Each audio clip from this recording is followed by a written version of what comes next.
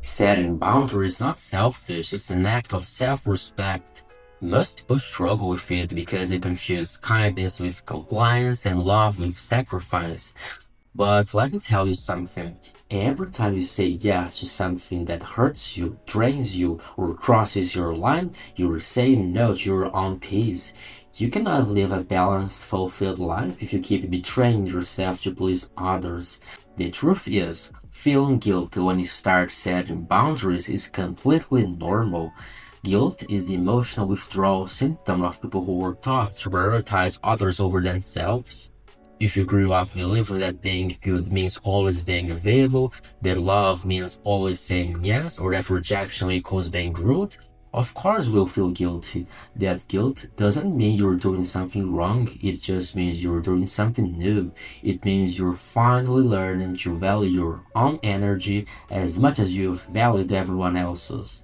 Think about it this way. Boundaries are not walls, they're doors with locks, and you have the key.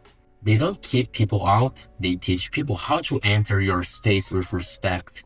When you say, I can't talk right now, or I won't tolerate being spoken to that way, or I need time for myself, you're not pushing anyone away. You're creating a structure that allows real connection to happen. Because genuine relationships can only exist where there's mutual respect. Without boundaries, there's only resentment dressed as kindness.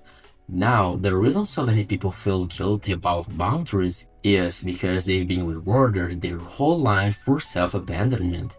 They've been praised for being the one who always helps, who always adjusts, who always forgives, even when it costs their sanity. Society often glorifies overgivers, but what it never mentions is how burnt out they become. Saying no is not cruelty, it's clarity. It's you choosing your own emotional survival over the illusion of approval. When that guilt comes, and it will, breathe through it. Instead of asking, am I being too harsh? Ask, am I being fair to myself? Because fairness includes you too.